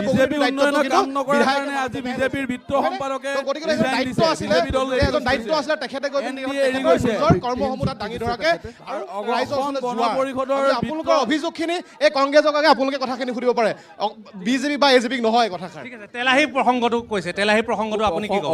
অসম গণ পৰিষদৰ বক্তাজনে পুতৌ লাগিছে। আজি এই দিনটোত তেওঁ যিখিনি কথা কৈছে, তেওঁলোকৰ যিগৰাকী ট্ৰেজাৰাৰ জয়ন্ত খাউণ্টাৰে দল ত্যাগ কৰি পেলানি আছে আজিৰ দিনটোতে। খুব ভাল কথা এইটো। NDAৰ পৰা এৰিছে তেওঁলোকৰ যে ফুপুলা স্বৰূপ। আচল কথাটো হৈছে কি, আপুনি জানি ভাল পাব, মানৱ ডেকা ডাঙৰীয়া 111 নং লখিমপুৰ, মই ক'ব দিয়ক, ধৈৰ্য ধৰক, শুনিব ধৰক। মোৰ জন্ম জেগা তেলাহী, মই কৰ্মসূত্ৰে সদৰত থাকোঁ, মোৰ জন্ম জেগা তেলাহী। 111 নং লখিমপুৰ বিধানসভা সমষ্টিৰ পৰা মানৱ ডেকা জয়ী হৈছিলে। 90,000 ভোট আছে, 11টা পঞ্চায়তক তেওঁ প্ৰতাৰণা কৰিলে, তেওঁ কোনো উন্নয়ন নকৰিলে। আপুনি চাব যে কোৰ্ট তিনিআলিত এটা ক্লক টাৱাৰ আছে, ঘড়ী 2টা বন্ধ। আমি কিমান টাইম পাইছে কোৰ্টৰ ওচৰত ৰখি থাকিলে চাব নোৱাৰোঁ, মোবাইল চাব লাগে। কিন্তু 28 লাখ টকা আছিলে। এনেকুৱা পুঁজি নালাগে আৰু এনেকুৱা উন্নয়ন আমাক নালাগে। তেলাহী প্ৰসংগটোত আপুনি ক'ব বিচাৰিছে, তেলাহী প্ৰসংগটোত হয় মিছা বাৰ্তা নিদিব, খালি মিছা বাৰ্তা নিদিব। মিছা বাৰ্তা মই নিদিওঁ, কংগ্ৰেছে মিছা বাৰ্তা দিয়ে। আমি সহজমিন তদন্ত কৰিব দিম, সহজমিন তদন্ত কৰা।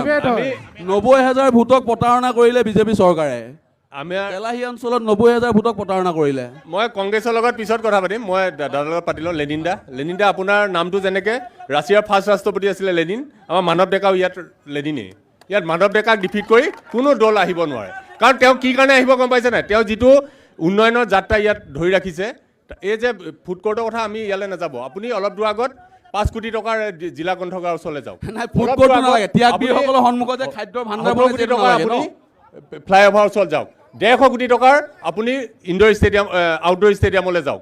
300 কোটি টকাৰ মাল্টি স্পেচিয়েলিটি হস্পিটেল হৈছে এওঁলোকে যে অলপ দেৰি আগতে আমাৰ সমস্যাবোৰ দি আছিলে 2 লাখ কোটি টকা ধাৰৰ কথা কৈ দিয়ক 2 লাখ কোটি টকা ধাৰ লৈছে কৈ দিয়ক কলেজত কিছুমান বস্তুৰ আমাৰ যন্ত্ৰপাতিৰ আমাৰ অসুবিধা হয় গতিকে 300 কোটি টকাৰ মাল্টি স্পেচিয়েলিটি হস্পিটেলৰ ব্যৱস্থা যন্ত্ৰ আছে দন্ত চিকিৎসালয় কৈ দিয়ক 2 লাখ কোটি টকা ধাৰ লৈছে বুলি কৈ দিয়ক 2 লাখ কোটি ধাৰ লৈছে বুলি কৈ দিয়ক এমআৰআই ধাৰ কাক দিয়ে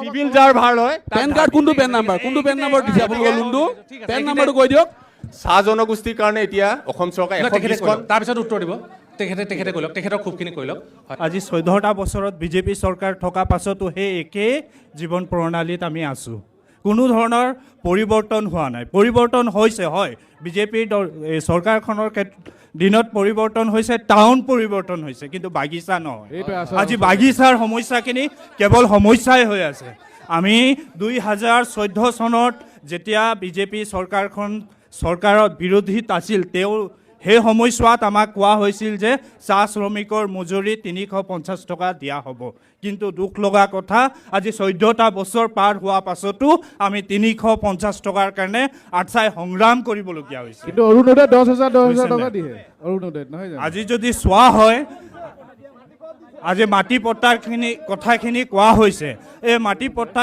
কথাখিনি আজিৰ দিনত নহয় আজি প্ৰায় 5টা বছৰ আগৰ পৰা এইটো কেৱল আলোচনা কৰা হৈছে যেনেকৈ ইলেকশ্যনৰ সময় আহি পাইছে তেনেকৈ মাটিৰ পট্টাটো ইছ্যু হিচাপে উপস্থাপন কৰা হৈছে আজি শ্ৰমিকৰ যিখিনি সমস্যাখিনি আজি শ্ৰমিকৰ চাহ বাগিচা অঞ্চলসমূহত আদৰ্শ বিদ্যালয় নিৰ্মাণ কৰা হৈছে হয় বিদ্যালয় নিৰ্মাণ কৰা হৈছে কিন্তু তাত যি ধৰণে শিক্ষক নিযুক্তি দিব লাগিছিল 100জন শিক্ষকৰ অনুপাতে 100জন ছাত্ৰ অনুপাতে যি ধৰণে শিক্ষক নিযুক্তি হ'ব লাগিছিলে আজি চাগে আদৰ্শ বিদ্যালয়ত 1-2জন শিক্ষকে বিদ্যালয়সমূহ পৰিচালনা কৰি আছে প্ৰথম কথা হৈ গ'ল 200 বছৰীয়া যিটো চাহ জনগোষ্ঠীসকলৰ 200 বছৰীয়া গম পায় আপুনি 200 বছৰীয়াৰ কাৰণে এটিকলি দুটিপাত নামে এটা আমাৰ বিজেপি চৰকাৰে এটা আঁচনিৰ জৰিয়তে 5,000 টকাকৈ প্ৰতিজন চাহ জনগোষ্ঠীৰ লোকক টকা দিয়াৰ ব্যৱস্থা কৰিলে ঠিক আছে সেইবোৰ পাহৰি যায় চৰকাৰী চাকৰিত 3%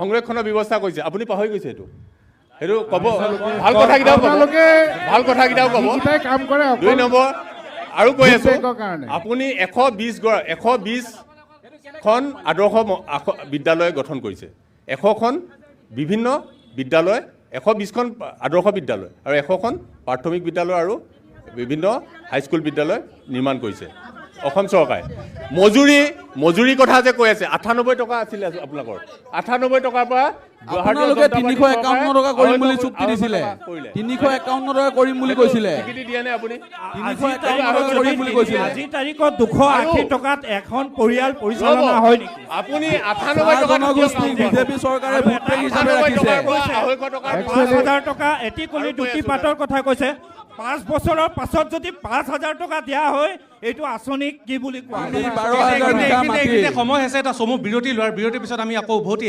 উভতি আহি আৰু বহুকেইটা জনগোষ্ঠীৰ প্ৰতিনিধি আছে তেখেতসকলৰ পৰা আমি তেখেতসকলৰ মনৰ কথা জানিবৰ কাৰণে চেষ্টা কৰিম উভতি আহিম আৰম্ভণিতে এটা কথা ক'ব বিচাৰিছোঁ আমাৰ মাজত বহুকেইটা জনগোষ্ঠীৰ প্ৰতিনিধি আছে আৰু প্ৰত্যেকটো জনগোষ্ঠীৰ প্ৰতিনিধিক আমি কথা কোৱাৰ সুযোগ দিছোঁ ইয়াৰ পূৰ্বে চাহ জনগোষ্ঠীৰ প্ৰতিনিধি আহিলে টাই অসমৰ প্ৰতিনিধি আহিলে এতিয়া TMPKৰ ফালৰ পৰা প্ৰতিনিধি আহিব আজি যি ডিবেট হৈছে এটা কথা আমি পাহৰি গৈছোঁ যে আমি গাঁৱৰ কথা পাতা নাই অকল টাউন অঞ্চলৰ কথা বতৰা পাতি আছোঁ মই যিহেতু গাঁৱত বসবাস কৰোঁ গাঁৱৰ ল'ৰা মিচিং জনগোষ্ঠীটোৱে স্বাধীনোত্তৰ কালৰ পৰা আমি দেখি আছোঁ কেৱল ভোট বেংকৰ ৰাজনীতিয়ে এই কংগ্ৰেছ দলটোৱে কৰি আহিছিলে বৰ্তমান সময়ত আমি যি ধৰণে ভাৰতীয় জনতা পাৰ্টী চৰকাৰখনৰ লগত ডক্টৰ ৰণোজ পেগু ডাঙৰীয়াই অংশীয় সংগ্ৰামত অংশগ্ৰহণ কৰাৰ পিছত চাউল ধোৱাৰ পৰা একেবাৰে এচেৰা কটালৈকে পকিপথ হ'ল লাহে লাহে NSPCৰ আন্দোলন আমিও কৰিছিলোঁ তাৰ লগে লগে আমি এইটোও ডিমাণ্ড কৰিছিলোঁ যে নামনি অংশৰ জীৱন সম্পত্তি নিৰাপত্তাৰ কথা বতৰা কৈছিলোঁ বৰ্তমান সময়ত আমি দাবী কৰাৰ মতে বা বিভিন্ন জাতীয় সংগঠনৰ দাবী কৰাৰ মতে বৰ্তমান 200 কোটিৰ ওপৰত নামনি অংশত গৰাকণীয়াৰ মানে ব্যৱস্থা বিজ্ঞানসন্মতভাৱে প্ৰতিৰোধৰ কাম কাজ কৰি থকা হৈছে গতিকে কংগ্ৰেছৰ দিনত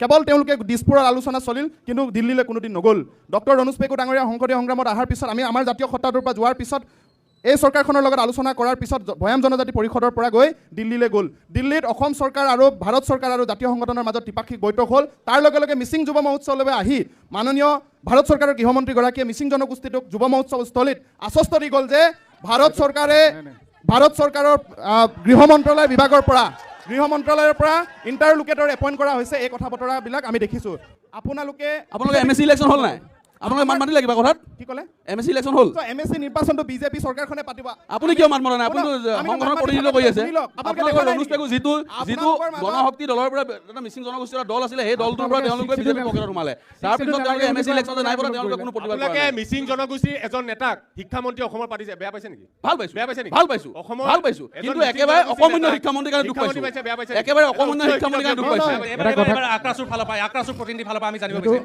আমাৰ লখিমপুৰ জিলাখনত 5টা সমষ্টি বৰ্তমান যি 4টা সমষ্টিৰ MLA আছে এজনো মন্ত্ৰী নাই সেইটো আমাৰ অতিপাত দুখৰ বিষয় গতিকে আগন্তুক নিৰ্বাচনত যি চৰকাৰে নহওক AJP BJP কংগ্ৰেছ যিয়ে নহওক আমাক এজন লখিমপুৰ জিলাত মন্ত্ৰী লাগিব আমাৰ প্ৰথম ডিমাণ্ড কাৰণ আমি লখিমপুৰত কেইবাজনো কেন্দ্ৰীয় সমিতি বিষয়ববীয়া আছোঁ বিভিন্ন জাতি জনগোষ্ঠীৰ ছাত্ৰ সংগঠনৰ গতিকে আমাৰ ডিমাণ্ড আমাৰ মন্ত্ৰীজন লোকেল মন্ত্ৰীজনে শুনিব পৰাকৈ এজন মন্ত্ৰী লাগিব AJP চৰকাৰ আহিলেও লাগিব BJP আহিলেও লাগিব কংগ্ৰেছ হ'লেও আহিব লাগিব এই মঞ্চৰ পৰা আমি ডিমাণ্ড দিছোঁ দ্বিতীয়তে যে আমি জনগোষ্ঠীয় সংগঠন যেতিয়া আমি লোকসভা সমষ্টিৰ সন্মানীয় প্ৰধান বৰুৱা ডাঙৰীক আমি অনুৰোধ জনাইছিলোঁ যেতিয়া MP ইলেকশ্যন হৈছিল যে আপোনাৰ লক্ষ্য আমাৰ এইটো ছাইডৰ পৰা আমাক সন্মান কৰি অন্ততঃ 6 জনগোষ্ঠীক সন্মান কৰি জনজাতি মৰ্যাদাৰ কাৰণে ডিমাণ্ড দিব আপোনাৰ চৰকাৰে ধ্যান দিয়াটো পিছৰ কথা কিন্তু আপুনি ডিমাণ্ড দিব অসম বাচিবলৈ হ'লে অসমক বচাবলৈ হ'লে অসম আৰু অসমীয়াক বচাবলৈ হ'লে অসমৰ 6 জনগোষ্ঠী জনজাতি মৰ্যাদা প্ৰদান কৰি অসমখন যদি ট্ৰাইবেল ষ্টেট কৰে তেতিয়াহ'লে এই যিখিনি আছিলে ছিষ্টেম বা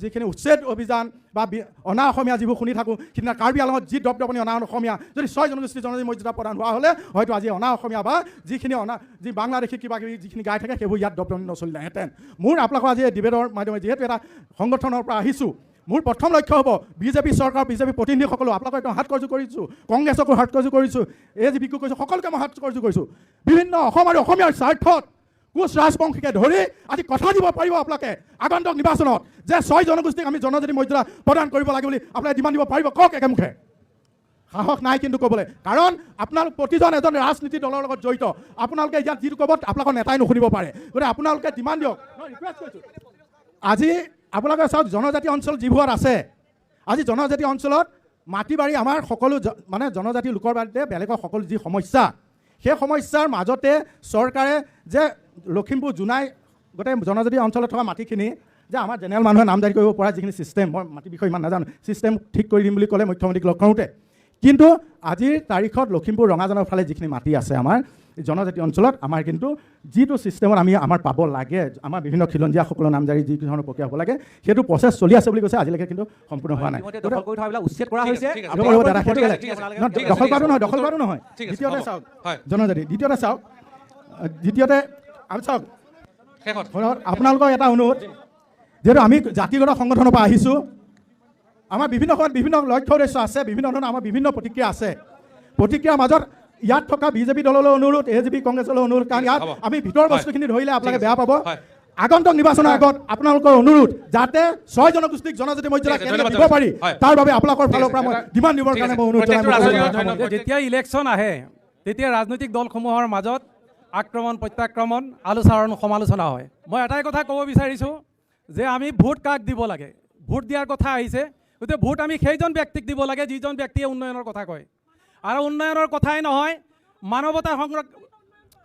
মানৱতা ৰক্ষা কৰাৰ কাৰণেই উন্নয়ন কৰে আপোনাৰ নামটো জনাব নেকি আপোনাৰ নামটো জনাই দিয়ক মোৰ নাম হৈছে শুকুৰ আলী আপোনালোক অচিনাকি মানুহ নে চিনাকি মানুহ আপুনি অচিনাকি মানুহ নহয় শুনক মই এজন বয়োজ্যেষ্ঠ ব্যক্তি ডাঙৰ ব্যক্তি মই এজন বয়োজ্যেষ্ঠ ব্যক্তি আপুনি নিজামুদ্দিন চৌধুৰী কৰিমুদ্দিন বৰবৰুৱা যি ঘটনাই নাথাকক আমাৰ তাত ক'ব লগা একো নাই আমিতো আপোনাকো মুখ্যমন্ত্ৰী অচিনাকি মানুহ বুলি কৈছে একো নাই আপোনালোককতো মুখ্যমন্ত্ৰী অচিনাকি মানুহ বুলি কৈছে মোৰ কথা এইটোৱেই যে যিসকলে উন্নয়ন কৰে আপুনি চিনাকি নে অচিনাকি চাই প্ৰতিনিধি চাই আমি ভোট দিব লাগে আপুনি চিনাকি নে অচিনাকি এইজনকে ভোট দিম মই চিনাকি মানুহ চিনাকি নে অচিনাকি আপোনালোক ধনী ব্যক্তিসকল চিনাকি যিসকলে খাটি খোৱা মানুহ এইবিলাক অচিনাকি ছুটিকৈ এইটোকে ক'ম যে আজি আমাৰ লখিমপুৰ সমষ্টিত আপুনি চিনাকি নে অচিনাকি যেনেকুৱা দেখা নাছিলোঁ আজি যিটো দেখিছোঁ সেই দেখা হিচাপত আপুনি চিনাকি নে অচিনাকি লখিমপুৰ সমষ্টিত আজি অত বছৰে লখিমপুৰ জিলাখন আপোনাৰ একেবাৰে পিছ পৰি আছিলে আজি মানৱ ডেকাই আচলতে আমি ব্যক্তিগত কোনো লাভালাভৰ কাৰণে নাই দেই কোনো মোক ক'ব নোৱাৰে যে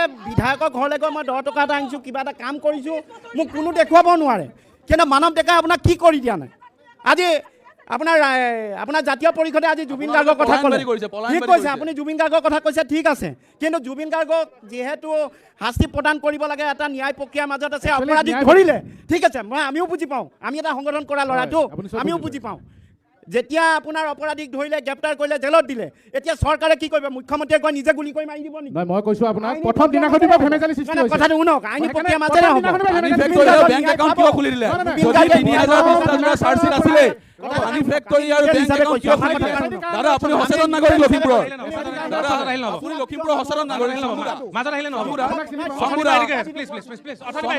পানী ফেক্টৰী আৰু বেংক একাউণ্ট ইমান কটকটীয়া চাৰ্জশীট বনাইছে বুলি কোৱাৰ পিছত কিয় পানী ফেক্টৰী আৰু বেংক একাউণ্ট খুলি দিলে জাতীয়তাবাদী যুৱ ছাত্ৰ পৰিষদৰ প্ৰতিনিধিগৰাকীও চলাই আহিছোঁ কাৰণ আমাৰ অসমীয়া যিখিনি মধ্যবিত্ত আছে তেওঁলোকে আজি কাম নাই কাৰণ ইমান পুঁজিপতি নহয় গতিকে আমি চৰকাৰক আশা কৰিম যে আগতে যিমান যেনেকৈ আছিলে অলপ যে প্ৰত্যেককে অলপ কৰ্ম সংস্থাপনৰ ব্যৱস্থা কৰি দিয়ক চাকৰিটো কিছুমান বয়স গৈছে সম্ভৱ নহয় আৰু আগন্তুক দিনত আমি আশা কৰিম লখিমপুৰখন যিহেতু আমাৰ 1,60,70,000 মানুহ আছে তেওঁলোকতো সমন্বয়ে সোমাই ৰাজনীতি কৰক উন্নয়নৰ কথা কওক প্ৰত্যেকটো ৰাজনীতি দলে নিজৰ নিজৰ কথাবোৰ ক'লে আমি ভাল আৰু আমাৰ কথাটো হৈছে যে আমি আমাৰ যুৱসকলক কেনেকৈ চাকৰি সংস্থাপন কৰিবলৈ আমি জানো কিন্তু সংস্থাপনৰ ব্যৱস্থাবোৰ কৰক কৃষি জড়িত হওক বা অন্যান্য উদ্যোগ আনক নহ'লে আমি আমাৰ মুখ্যমন্ত্ৰী আমাক আগতে এটা দাবী দিছিলোঁ যে আমাৰ কমাৰ্চিয়েল কিছুমান জেগা লখিমপুৰত ঠিক হওক বিভিন্ন চুকুন আছে আৰু এতিয়া বাইপাছ হৈছে কিবা কিবি অনুষ্ঠান হৈছে ৰাস্তা পদূলি হৈছে তাত এটা কমাৰ্চিয়েল কমপ্লেক্স কৰি লোৱাবোৰ সংস্থাপন কৰক এইখিনি আমি আশা কৰিছোঁ আৰু আগন্তুক আমি এতিয়া এটা কথা কৈছে যে মানৱ ডেকাৰ এতিয়া মই এটা কথা কৈছোঁ মই আপোনালোকৰ ওচৰত হয় মই তাৰপিছত মই যাম এটা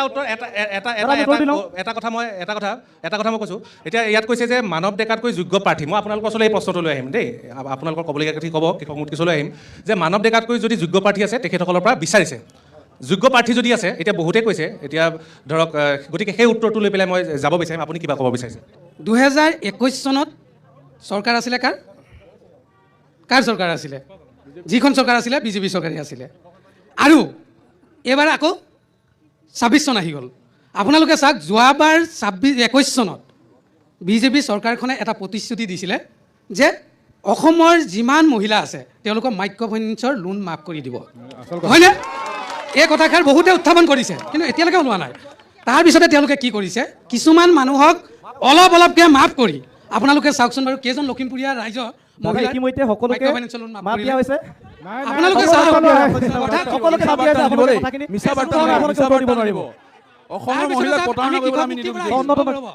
আমি কৃষক মুক্তিৰ পৰা আহিছোঁ আমি কৃষকৰ হৈ কথাখিনি উত্থাপন কৰিব প্ৰমাণ দিয়া হ'ব আমি গত সময়ছোৱাত যেতিয়া প্ৰতিশ্ৰুতি দিছিলে সেই সময়ত তেওঁলোকে প্ৰতিশ্ৰুতি দিয়া বিজেপিয়ে প্ৰতিগৰাকী ব্যক্তিৰ ঋণ মাফ কৰিছে তাৰ পিছত যিসকলে ঋণ লৈছে সেইসকলে লোৱা নাছিলে গতিকে এইখন চৰকাৰৰ দিনত তেওঁলোকে খালি হিমন্ত বিশ্ব শৰ্মাৰ খালি চব ভুৱা প্ৰতিশ্ৰুতি পথাৰত যাওক চিৰাল ফাট মেলিছে পানী নাই খেতি ধ্বংস হৈছে মানৱ ডেকা ডাঙৰীয়া যে যোগ্য প্ৰাৰ্থী সেইটো অহাবাৰহে যি তেখেতে প্ৰাৰ্থীটো পায়হে প্ৰমাণ হৈছে যে তেখেত যোগ্য প্ৰাৰ্থী কিন্তু আমাৰো কংগ্ৰেছ দলতো অসংখ্য আছে আমাৰ এইবাৰ লখিমপুৰ আপুনি স্বীকাৰ কৰিলেতো মানৱ ডেকা যে এগৰাকী যোগ্য প্ৰাৰ্থী আপুনি স্বীকাৰ কথাটো শুনি লওক আমাৰ 9জন এতিয়া যিজন আমাৰ লখিমপুৰত প্ৰাৰ্থীত্ব বিচাৰিছে 9জন প্ৰাৰ্থীৰ ভিতৰত আমাৰ মানৱ ডেকাতকৈ আৰু বহু উন্নত প্ৰাৰ্থী আমাৰ লখিমপুৰ এইবাৰ বিধানসভা নিৰ্বাচনত অৱতীৰ্ণ হ'ব আপুনি ইণ্ডিকেট কৰি দিয়ক মই চৰকাৰখনৰ বিষয়ে কথা এটা ক'ব বিচাৰিছোঁ বিগত অলপ ককাই দিওঁ শুনি লওক মোৰ কথাটো শুনি লওক কাইলৈ 100 কোটি টকামান দলিয়াই দিলে আপোনালোকে জিন্দাবাদ কৰিব আজি বিজেপি চৰকাৰখনে ৰাস্তা বনাইছে আপোনালোকে ৰাস্তাটোত আমাৰ সৰ্বসাধাৰণ জনতাই বহুত আজিৰ ডিবেটৰ অন্যতম আপোনাৰ তাৰ্কিক আমাৰ কংগ্ৰেছৰ মুখপাত্ৰ ৰাতুল তেখেতে আপুনি বিচাৰে অন্ধকাৰ দিশৰ পৰা আমাক মুক্তি দিব এইবাৰ গৌৰৱ গগৈ ডাঙৰীয়া আৰু সেই গৌৰৱ গগৈ ডাঙৰীয়া আমাৰ কংগ্ৰেছৰ জিন্দাবাদ দিবলৈ বাধ্য হৈছে ভাল লাগিছে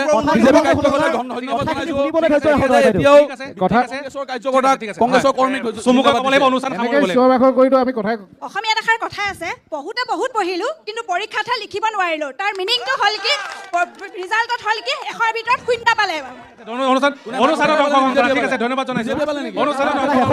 অনুষ্ঠানত অংশগ্ৰহণ কৰা প্ৰত্যেকজনকে ধন্যবাদ জনাইছোঁ আৰু প্ৰত্যেকেই নিজৰ নিজৰ যুক্তি দিলে অৰাজনৈতিক সংগঠনসমূহে যুক্তি দিলে অৰাজনৈতিক সংগঠনৰ সদস্যসকলে যুক্তি দিলে ৰাজনৈতিক দলৰ সংগঠন প্ৰত্যেকজন প্ৰতিনিধিয়ে যুক্তি দিলে এতিয়া কথা হ'ল যে ইয়াৰ বিবেকবান ভোটাৰে আমাৰ অনুষ্ঠান চাই নিজেই সিদ্ধান্ত ল'ব যে লখিমপুৰৰ পৰা 2026 বিধানসভা নিৰ্বাচনত এইবাৰ দিছপুৰলৈ কোন যাব ইয়াৰ লগে লগে অনুষ্ঠানৰ পৰা মই এদিন সবে বিদায় লৈছোঁ। ধন্যবাদ।